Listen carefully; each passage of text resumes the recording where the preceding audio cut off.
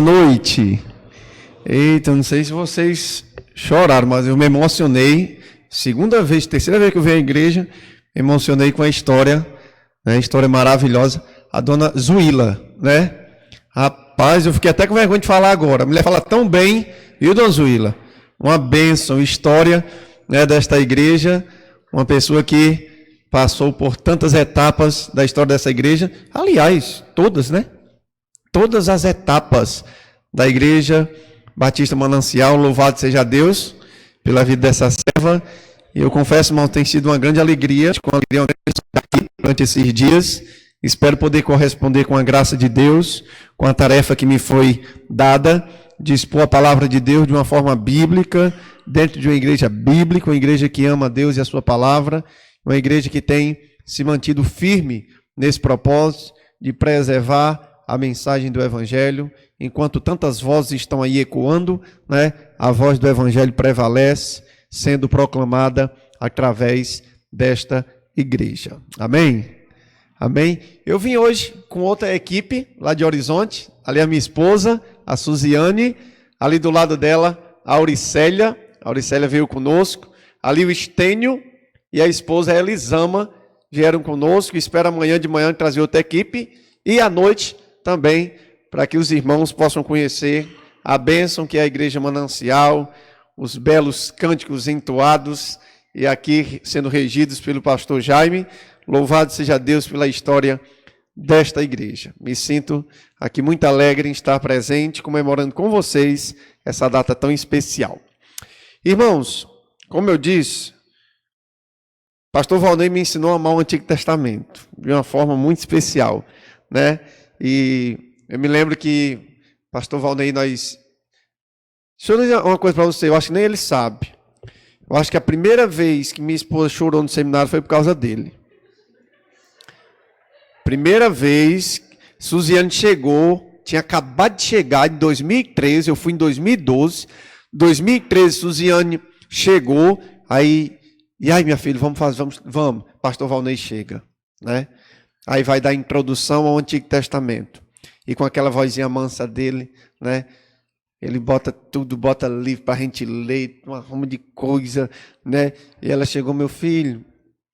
Eu fui falar com ele, mas ele não libera não, né? Aquela carinha mansa, né? Então, fica aí, pastor. Primeira vez que a Suzane chorou, né? Lá no seminário foi por causa do pastor Valnei. Ele vai levar essa marca aí até pro resto da vida dele, tá bom? Mas, irmãos, louvo a Deus pela vida desse servo. Pastor Valnei me ajudou demais, certo? Com seus conselhos, seus momentos ali em sala de aula. E ele me deu essa alegria de olhar para o Antigo Testamento de uma forma muito mais profunda, né? Consegui olhar o Antigo Testamento, né? Eu me lembro, o primeiro livro que ele me indicou, saindo de férias, Pregando Cristo a partir do Antigo Testamento, né? E eu quero poder apresentar Jesus a partir do Antigo Testamento. Ele próprio, lá em Lucas, capítulo 24, verso 44, diz que os profetas, leis e os escritos apontam para ele. E eu quero poder auxiliá-los nesse entendimento do conhecimento de Cristo a partir do Antigo Testamento. E eu quero hoje meditar com vocês no livro de Eclesiastes. Provavelmente, né, nós não conseguimos enxergar a pessoa de Cristo neste livro, mas eu quero poder observar profundamente esse livro e extrair dele aquilo que nos foi proposto, né, como tema: o amor de Cristo nos constrange. Eu quero iniciar lendo 3 textos no livro de Eclesiastes. Primeiro texto, capítulo 2, eu quero ler versos 24 a verso 26.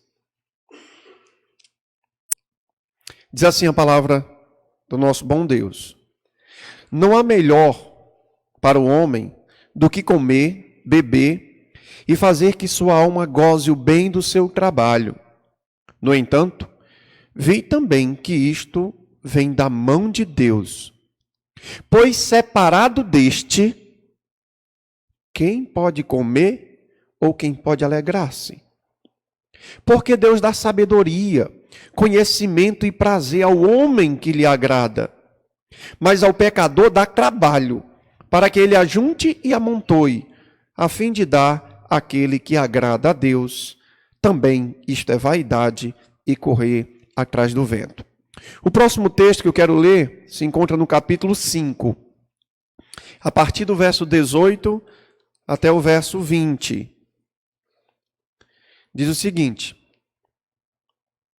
Eis o que eu vi, boa e bela coisa é comer e beber e gozar cada um do bem de todo o seu trabalho, com que se afadigou debaixo do sol, durante os poucos dias da vida que Deus lhe deu, porque esta é a sua porção. Quanto ao homem, a quem Deus conferiu riquezas e bens, e lhe deu poder para deles comer, e receber a sua porção, e gozar do seu trabalho, isto é dom de Deus. Porque não se lembrará muito dos dias da sua vida, porquanto Deus lhe enche o coração de alegria.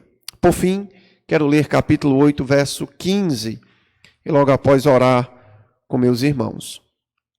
Diz o seguinte, a palavra de Deus: Então, exaltei eu a alegria, porquanto para o homem nenhuma coisa há melhor debaixo do sol do que comer, beber e alegrar-se, pois isso o acompanhará no seu trabalho nos dias da vida que Deus lhe dá debaixo do sol. Vamos orar? Senhor nosso Deus, obrigado pela tua palavra. Queremos, Senhor, reconhecer tua misericórdia, reconhecer tua graça e assim te dar a glória devida. Obrigado, Deus, por cânticos tão belos, entoados, que preparam o nosso coração para receber tua palavra e que assim sejamos, Deus, desafiados por ela. Em nome de Cristo, eu te oro e te agradeço. Amém. Amém. Irmãos, o livro de Eclesiastes, uma vez mal compreendido, ele pode ser um livro um tanto fatalista. Não adianta correr, não adianta fazer nada, porque nada vale a pena. E eu quero tirar essa má compreensão esta noite deste livro. Alguns acham que o livro ele é um tanto nihilista, né? Rapaz, a vida não faz sentido, a vida não tem nenhuma razão para vivermos. Logo, viva como quer, satisfaça-se com o que tem, crie alguma coisa para acreditar, existencialismo, e viva bem. Não é isso. Não é isso que o autor quer nos trazer.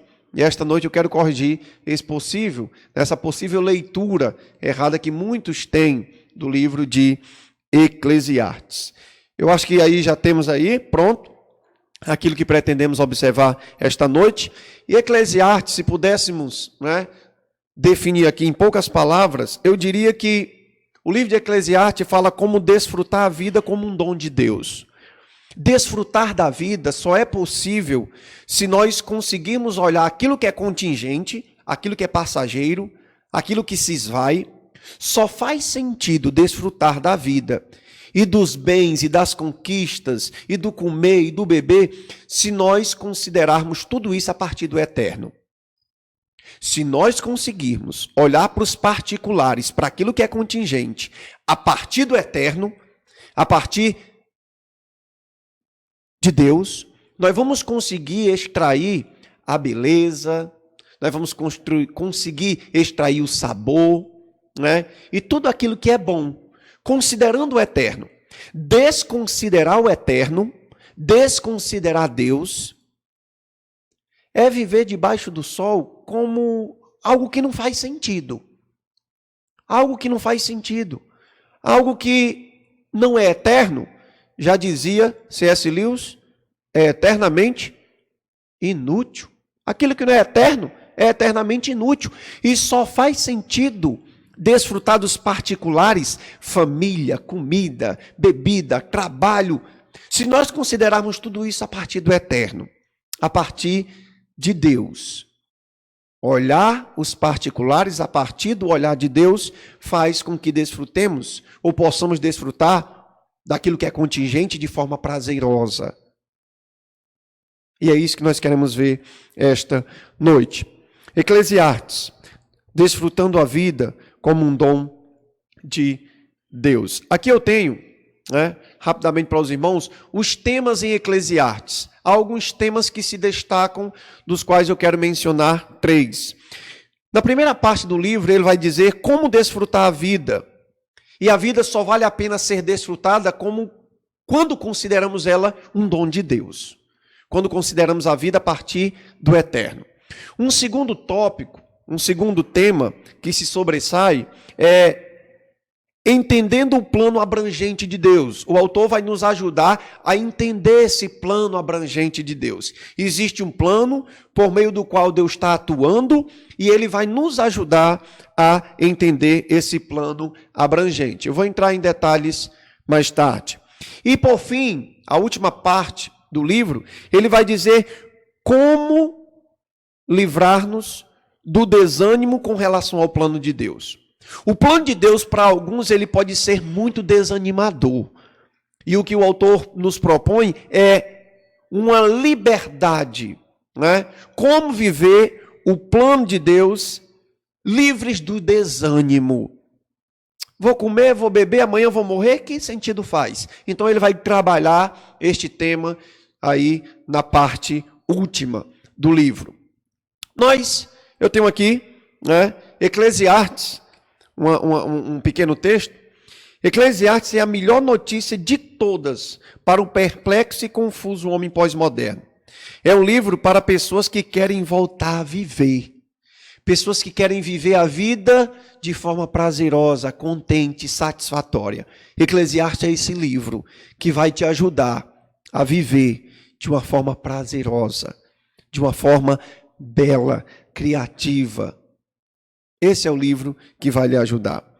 Primeiro, eu quero falar sobre o propósito. Eu acho que aqui, deixa eu ver aqui, vou para cá. Uma introdução ao livro, breve. Devemos lembrar que aqui, apesar de algumas discordâncias dos intérpretes, a autoria é dada, de acordo pela cultura, e pela tradição judaica, é dada a Salomão. E tudo indica que Salomão já tinha uma idade um tanto avançada, quando passou a escrever sobre os temas que ele propõe no livro de Eclesiastes. Então era um homem com a idade avançada e um homem que se propõe a falar sobre aquilo que está debaixo do sol. Ele viveu já grande parte da sua vida, está já na reta final e pôde fazer uma suma de tudo aquilo que ele vivenciou debaixo do sol. Como rei em Israel, como autoridade em Israel, como um representante daquela nação, como alguém que havia desfrutado a vida de uma forma muito contagiante, podemos dizer, ele tem bagagem suficiente para orientar a mim e a você como viver a vida debaixo do sol. Como devemos vivenciar a vida debaixo do sol. Então ele vai trazer orientações chaves para como vivermos esta vida de forma prazerosa, de forma significativa. Aqui nós temos um homem que se propõe a falar daquilo que ele vivenciou e a trazer uma suma de tudo isto para o seu auditório. Notoriamente, a nação de Israel era o auditório primário daquele homem, desse trabalho, do livro de Eclesiastes. O propósito do livro, aqui eu tenho uma citação, de um autor, Bruce Waltke, um grande estudioso do Antigo Testamento, ele citando outro autor, Elul, e esse autor, ele entende o seguinte, que o propósito do livro de Eclesiastes, para que você tenha uma compreensão correta, precisamos entender que o propósito do livro se trata de falar de esperança. Esse livro quer falar de esperança. No entanto, ele trabalha aquilo que não é esperançoso. Para falar daquilo que é bom, daquilo que é significativo, ele desconsidera logo tudo aquilo que não é significativo, aquilo que é desnecessário, aquilo que é correr atrás do vento. Aquilo que é vaidade, aquilo que é transitório. E essa provavelmente seja a palavra a melhor palavra para traduzir, a expressão traduzida em nossas Bíblias por vaidade, É a ideia de transitório. E o que é transitório, o que é passageiro, só faz sentido desfrutar deles a partir do eterno. E a fim de estarmos preparados para ter esperança naquilo que não engana, temos primeiro de perder a esperança de tudo que engana. E ele quer aqui trazer essa ideia. Eu quero tirar a esperança de tudo aquilo que não pode trazer esperança. Tudo aquilo que não vai satisfazer a sua existência. Então, nós temos aqui essa possível, proposta de propósito do livro. Aqui nós temos uma divisão do livro. Eu quero que você pense comigo de acordo com essa divisão. A primeira parte do livro, que vai do capítulo 1, verso 1 até o capítulo 2, verso 26, vai nos ajudar, vai nos ensinar a desfrutar a vida como um dom de Deus. Desfrute a vida como um dom de Deus. É a única forma de você ser satisfeito, de você conseguir extrair daquilo que é contingente, daquilo que é passageiro, extrair aquilo que é proveitoso, que satisfaz. Então, desfrute a vida como um dom de Deus. E desfrutar a vida como um dom de Deus é a forma correta de lidarmos com o que é passageiro, o que é transitório. A segunda parte do livro, que vai do capítulo 3, verso 1 até o capítulo 5, verso 20, vai nos mostrar aqui o entendimento sobre o plano abrangente de Deus. Há uma forma de enxergarmos esse plano de Deus, para que não fiquemos frustrados, para que não fiquemos decepcionados com ele. Então o autor propõe um entendimento aqui sobre esse plano abrangente de Deus, que vai do capítulo 3, verso 1 até 5 e 20. Na parte 3, nós vamos ver uma explicação e aplicação do plano de Deus. Capítulo 6, verso 1 a 8 e 15. O autor ele vai explicar e vai aplicar o plano de Deus na vida daqueles para quem ele está escrevendo e, consequentemente, para a sua vida. E, por fim, a parte 4 do livro, ele vai nos ajudar a nos livrar do desânimo com relação ao plano de Deus.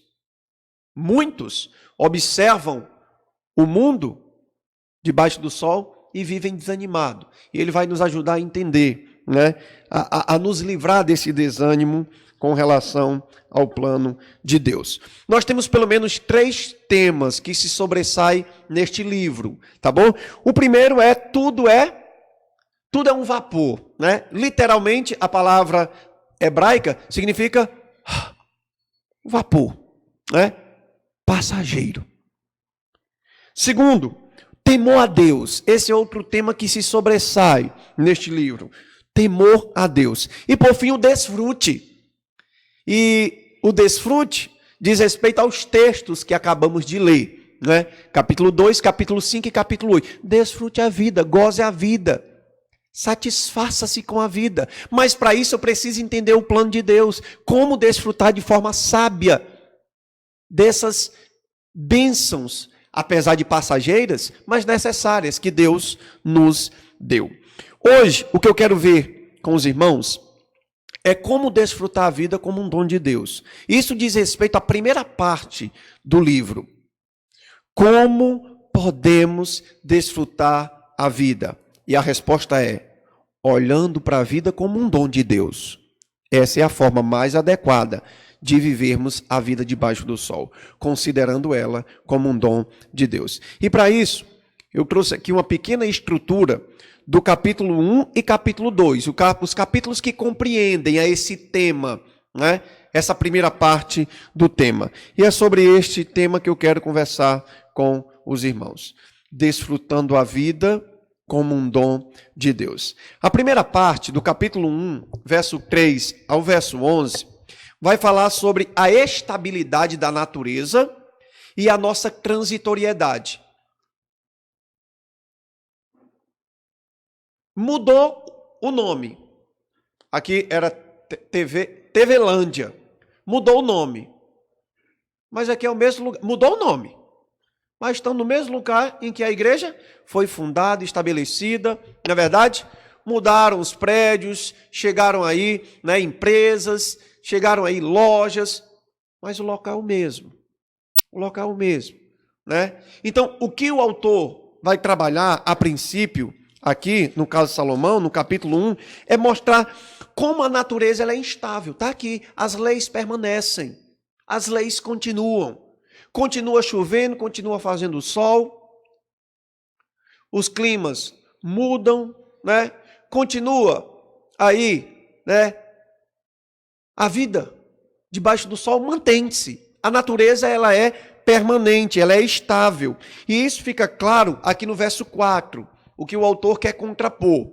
No verso 4 do capítulo 1, ele diz: geração vai, geração vem, ou seja, a transitoriedade do homem. Muitos já morreram, daqueles que estiveram aqui no início dessa igreja de 64. Temos a nossa amada irmã aqui, pela graça de Deus, Vivinha da Silva, dando testemunho, mas quantos, minha irmã, poderia listar que já passaram, né? Eu não sei se o pastor fundador já faleceu, né? E quantos que estiveram no início desse trabalho já passaram. E olha o que Salomão quer colocar para nós. Geração vai e geração vem, mas a terra permanece para sempre. A terra está aí, o mundo está aí. Geração vai, geração vem, né? Pessoas passam, pessoas vêm, pessoas vão, mas a terra está aí. As leis estabelecidas. E a primeira coisa que o autor vai colocar aqui é sobre essa estabilidade da natureza e a nossa transitoriedade. Como é que eu desfruto de algo permanente sendo eu transitório? Como? Como eu vou melhor vivenciar este mundo, né? Extrair a beleza dele, me satisfazer com esse mundo, se eu sou transitório? Eu vou trabalhar e vou juntar muita coisa.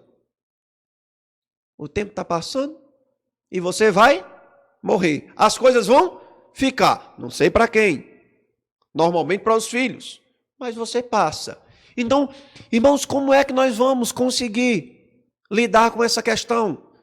A permanência da terra, a transitoriedade do homem. E é isso que ele coloca a princípio aqui.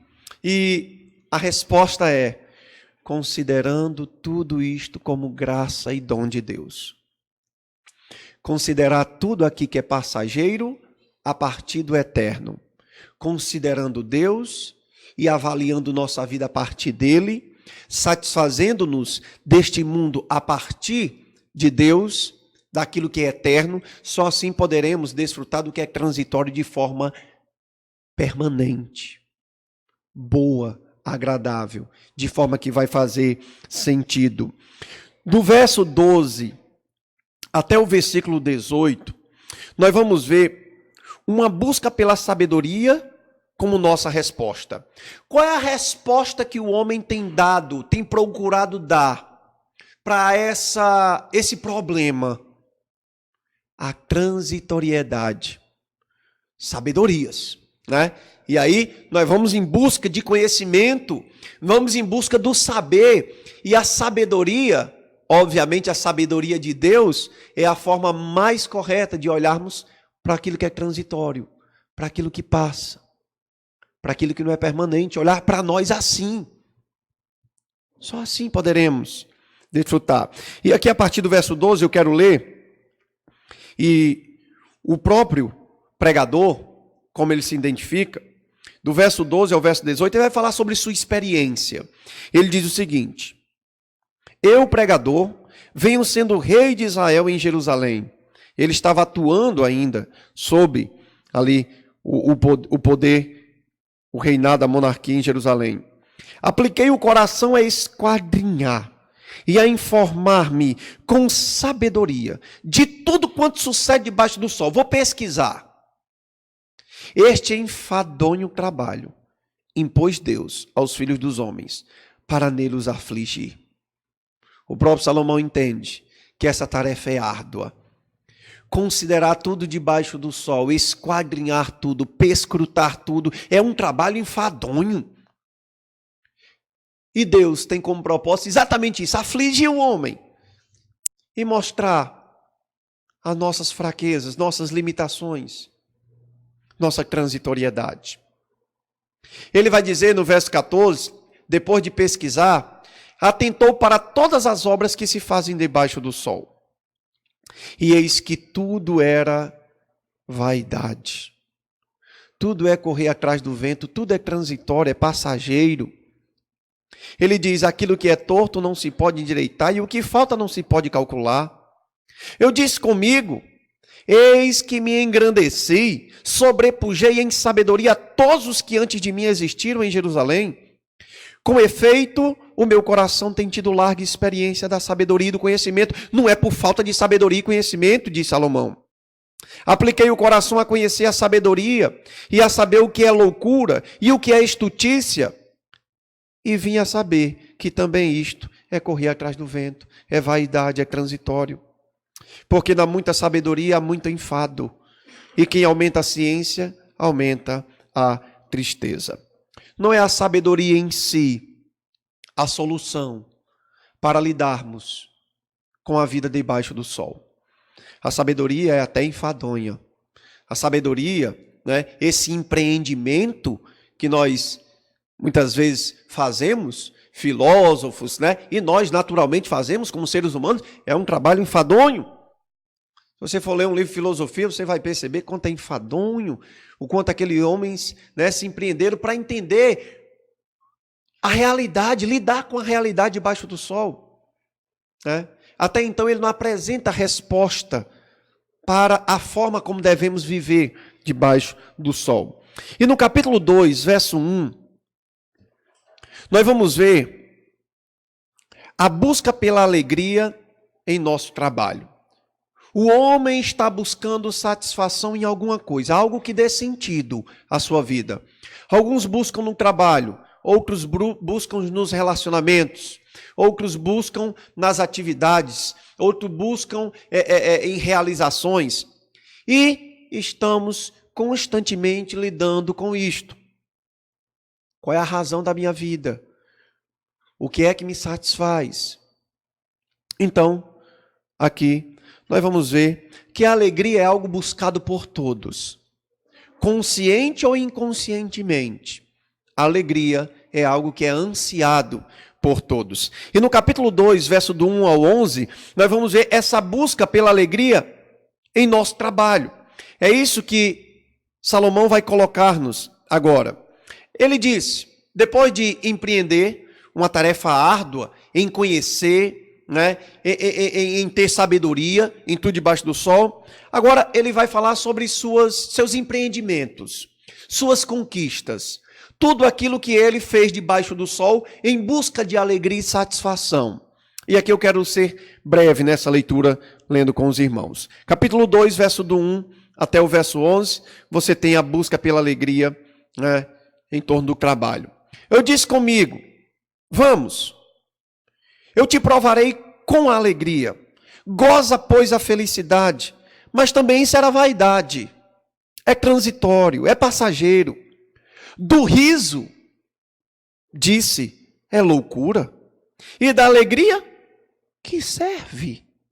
Até mesmo a alegria estava sendo aqui, né, tratada com uma certa reflexão por ele.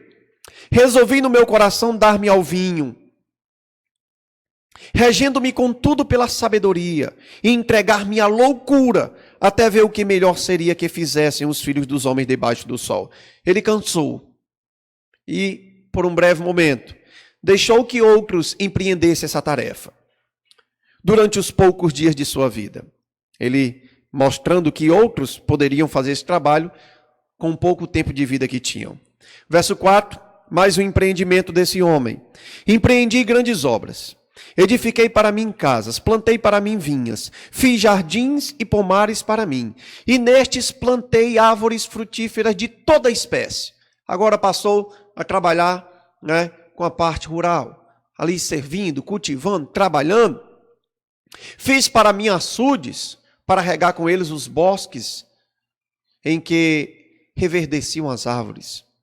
Comprei servos e servas. Tive servos nascidos em casa, também possuí bois e ovelhas, mais do que possuíram todos os que antes de mim viveram em Jerusalém, não é por falta de posses. Amontoei também para mim prata e ouro, e tesouros de reis e de províncias. Provi-me de cantores e cantoras e das delícias dos filhos dos homens, mulheres e mulheres. Tentou na música, tentou nos relacionamentos. Engrandeci-me, status, fama, e sobrepujei a todos os que viveram antes de mim em Jerusalém.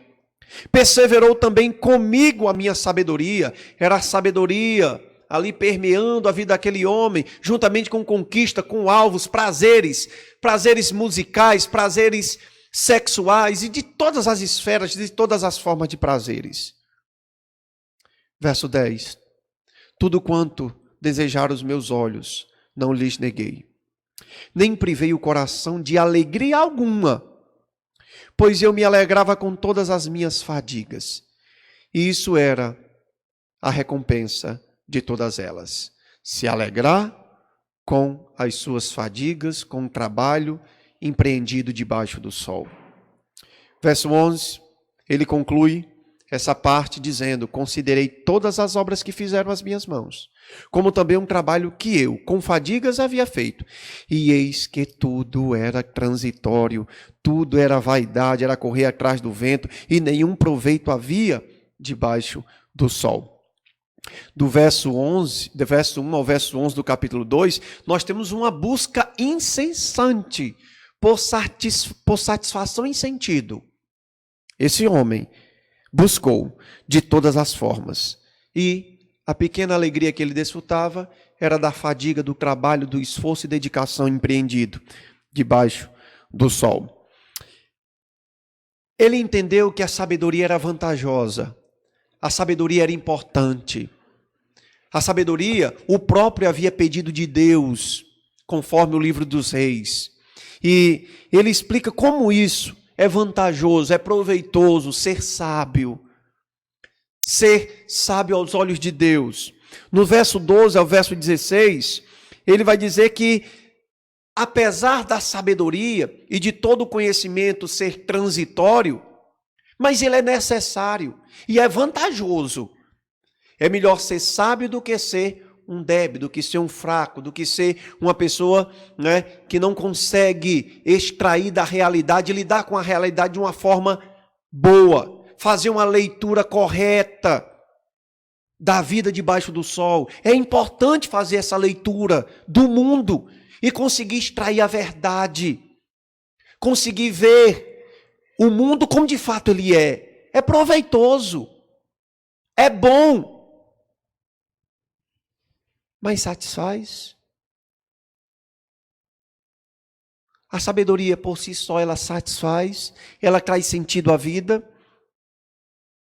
É isso que ele vai trabalhar dos versos 12 até o verso 16, falando sobre a vantagem da sabedoria. E ele diz: então passei a considerar a sabedoria, e a loucura, e a estutícia. Que fará o homem que seguir ao rei? O mesmo que outros já fizeram. Então vi que a sabedoria é mais proveitosa do que a estutícia. Quanto a luz traz mais proveito do que as trevas. Há coisas debaixo do sol que são mais proveitosas do que outras. E é sábio desfrutar delas. É sábio lidar com elas. É mais proveitoso. Os olhos do sábio estão na sua cabeça, diz o verso 14. Mas o estulto anda em trevas. O estulto se perde. O estulto não tem luz, não ilumina o seu caminho. Contudo, entendi que o mesmo lhe sucede a ambos. Ambos estão suscetíveis à queda, ao fracasso. Ambos. Até o que é mais sábio, ele está também suscetível à queda, ao fracasso, à decepção. Mas ainda assim é mais proveitoso ser sábio. Diz ainda o verso 15, pelo que disse eu comigo, como acontece ao estulto, assim me sucede a mim. As fraquezas que diz respeito à vida dele também me atormentam. As doenças que contaminam ele também me contaminam. As fraquezas que fazem parte da vida de um estulto, também o sábio lidar com isso, porque ele é transitório, ele é contingente, é passageiro. A morte que assola o estulto assola também o sábio. E ele diz: busquei eu mais a sabedoria? Então disse a mim mesmo que também isso era vaidade. Pois tanto do sábio como do estulto, a memória não durará para sempre. Pois passados alguns dias, tudo cai no esquecimento. Morre o sábio, e da mesma sorte o estulto. Pelo que aborreci a vida, pois me foi penosa a obra que se faz debaixo do sol. Sim, tudo é transitório, tudo é correr atrás do vento. Olhando dessa perspectiva, parece que nada satisfaz o homem, nada faz sentido. Apesar de haver coisas mais proveitosas do que outras, mas até mesmo isso não anula minhas fraquezas, a morte, a doença, decepção, frustração. Por mais que haja vantagem, não há como nos satisfazer nisto. Em todo conhecimento, em toda sabedoria, em toda conquista, em toda aquisição, em tudo na vida. Olhar para aquilo que é contingente, é transitório por si mesmo. É correr atrás do vento. É viver uma vida na qual saberemos que amanhã morreremos. Correr atrás do vento. Buscar alegria naquilo que é transitório por si mesmo. Buscar satisfação nos particulares, nos contingentes. Não satisfaz o homem. E Salomão diz, por experiência própria, eu senti na pele. Eu senti na pele.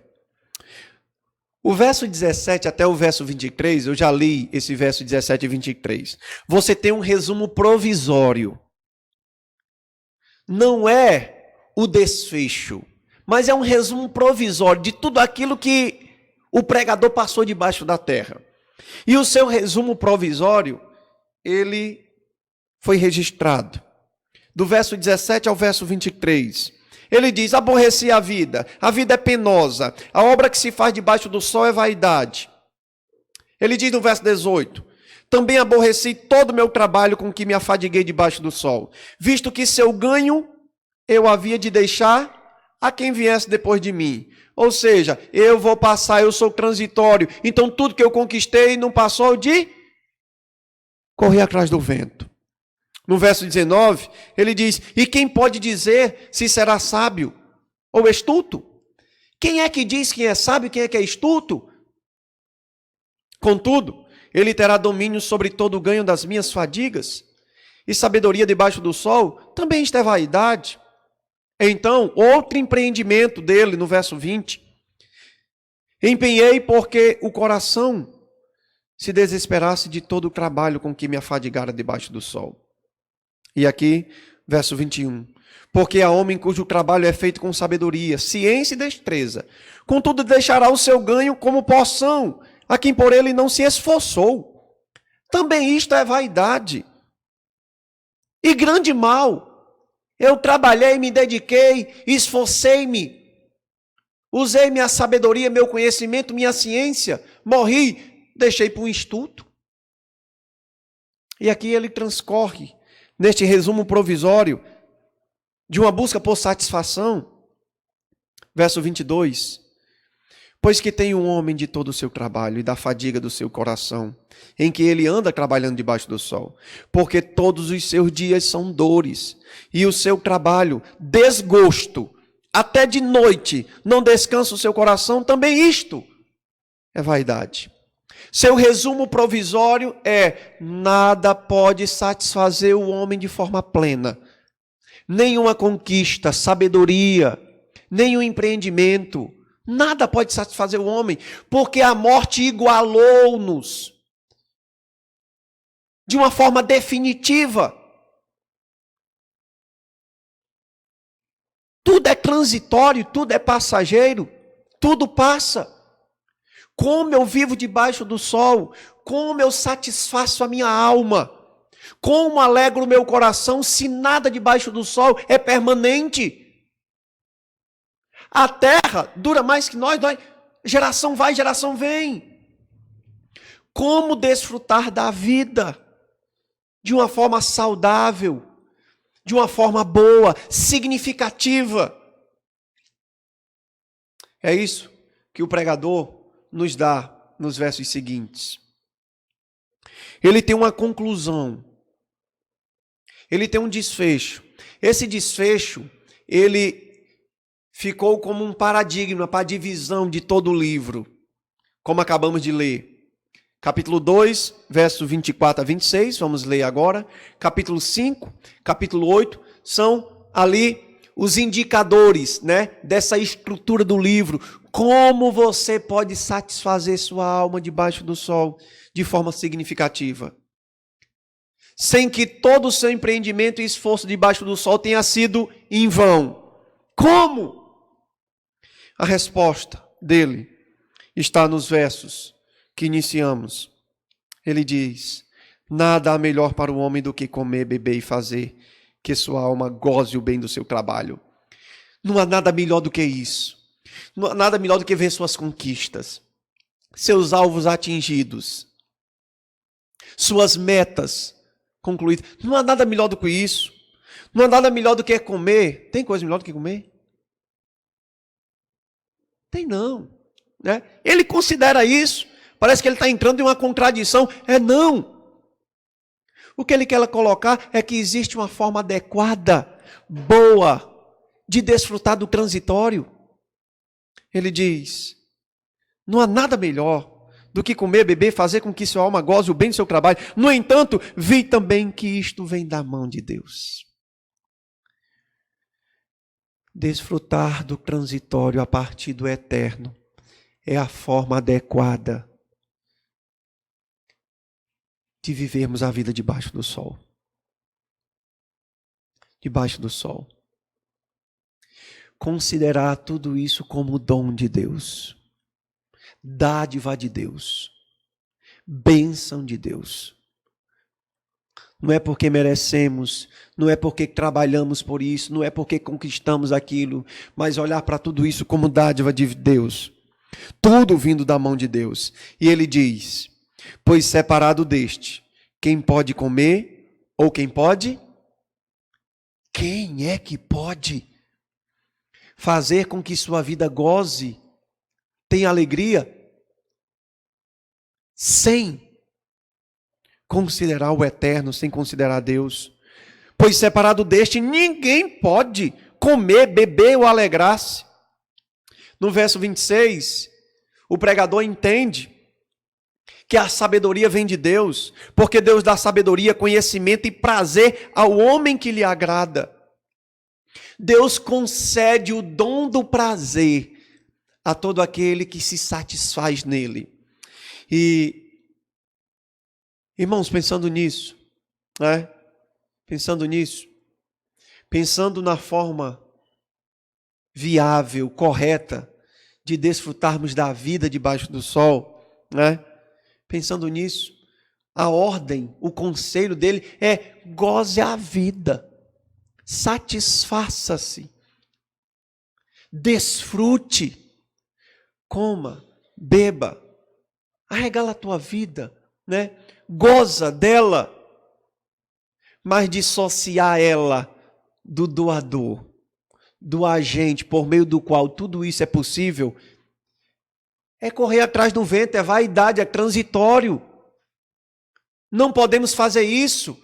No momento em que você dissociar a realidade no qual vivemos do Criador, tudo isso aqui será vento, transitório. Não será proveitoso. Ele diz que Deus é que dá o sabedoria, o conhecimento, o prazer ao homem que lhe agrada. Mas ao pecador, ao que o rejeita, aquele que não se satisfaz em Deus, mas aquele que olha para as coisas como um fim em si mesmo, a sabedoria, o dinheiro, as conquistas. Os que olham para esse mundo e encontram nele, ou tentam encontrar nele satisfação, Deus diz: estes,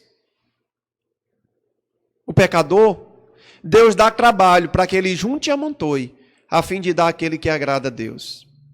Também isto é transitório e correr atrás do vento. Irmãos,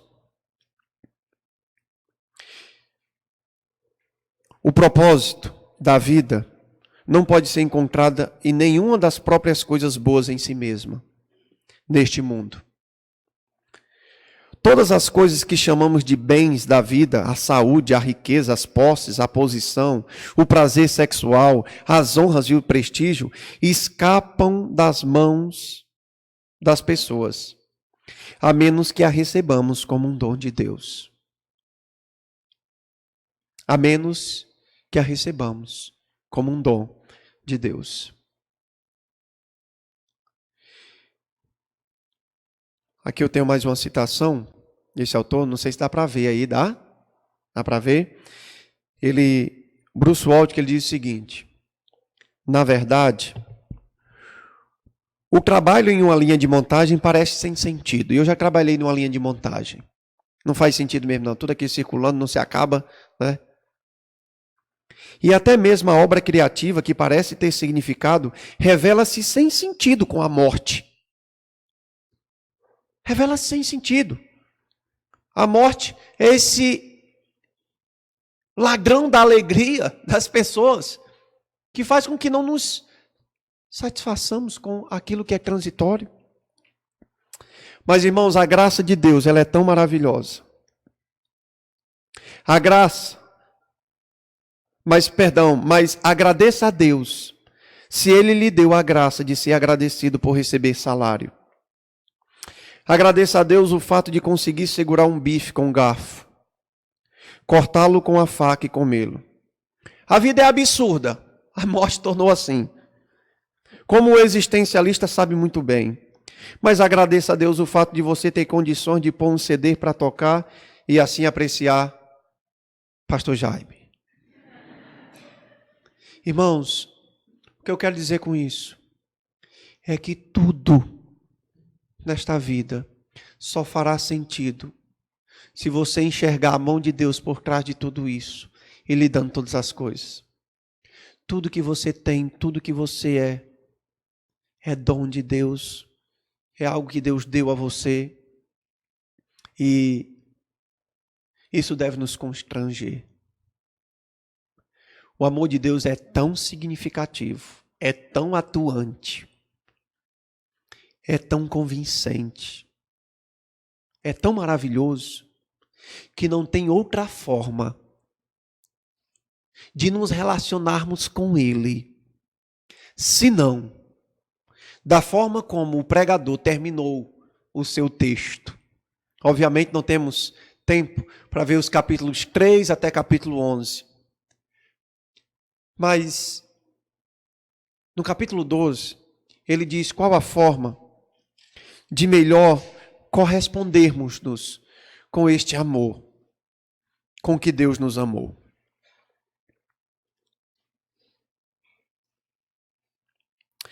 Capítulo 12, verso 13 e 14, ele diz: de tudo que se tem ouvido, a suma teme a Deus e guarde os seus mandamentos, porque este é o dever de todo homem. É a melhor forma de nos relacionar com o Deus gracioso da Bíblia, com o Deus que tudo nos deu, com o Deus que tudo nos dá, com o Deus que nos presenteia, com tantas e tantas coisas. A melhor forma de correspondermos constrangidos é temendo a este Deus e guardando os seus mandamentos. Desfrute da vida, goze da vida. Diz o pregador no capítulo 12, verso 1, texto muito conhecido nosso: olha, lembra do teu Criador nos dias da tua mocidade, antes que venham os dias nos quais dirás: não tenho prazer, não tenho mais satisfação, não vou mais poder olhar, contemplar a beleza da criação com os meus olhos. Vai se espairecendo, vai escurecendo, né? Os meus moedores já não vão poder saborear aquela carne, aquela picanha como nós podemos, né? Corre os dentes, a banguelinha, vamos só chupar a carne, né? Lembra dele, goza da vida agora, mas nunca dissocia Tudo isso das mãos do Criador, foi Ele quem te deu. Essa igreja está há 55 anos aqui, abençoando vidas para a glória de Deus. Olhe para esta igreja, a bênção que ela é nesta comunidade, e tem sido para tantas pessoas, mas conseguem, olhe além dela, olhe as mãos que por trás cuidaram, preservaram, cultivaram. Pastor, e como é que eu me relaciono com essa forma tão amorosa de Deus me abençoar? Tema Ele e guarde os seus mandamentos. Esse amor de Deus nos constrange a nos relacionarmos dessa forma, correspondendo com o seu amor, de forma positiva. O que Deus fez por meio de Cristo foi por amor a mim e a você.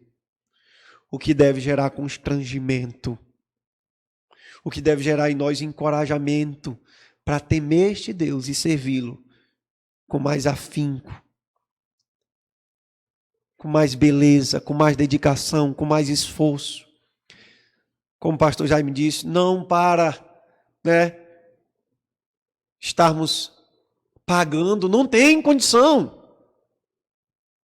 Não há possibilidade, mas em gratidão a tudo que esse Deus tem feito por nós.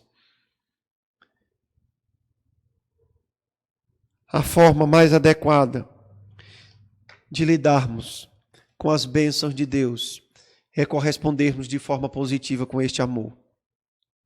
E a melhor forma de correspondermos com esse amor é temendo a Deus, guardando os seus mandamentos. E o seu amor nos constrange a isso.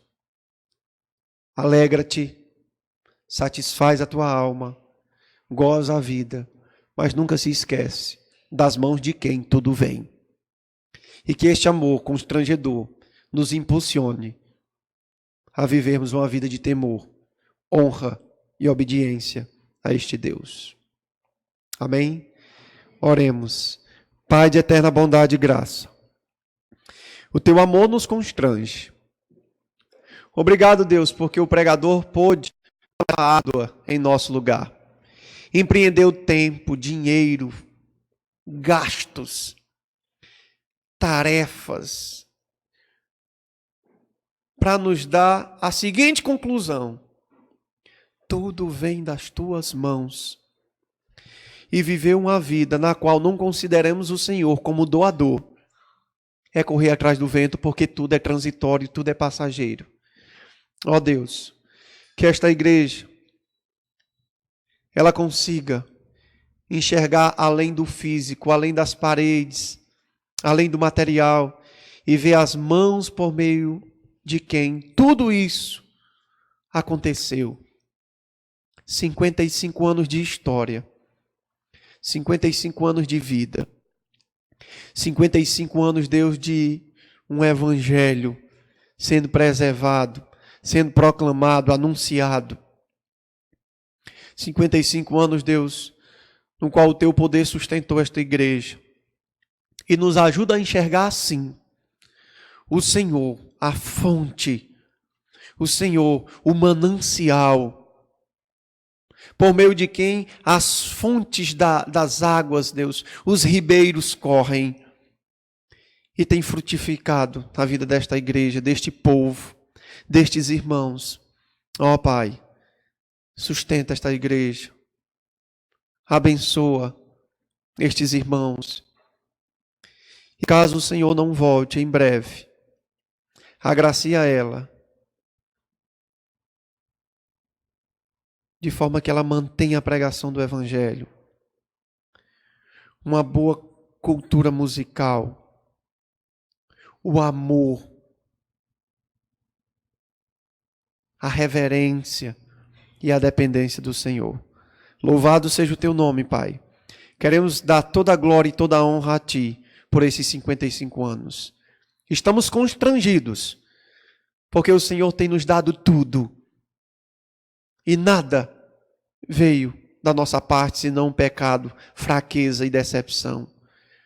Ó Deus, que esse constrangimento seja o combustível que nos leve a viver vidas dignas, que te temam e que te obedeçam. Em nome de Cristo. Amém. Amém. Obrigado.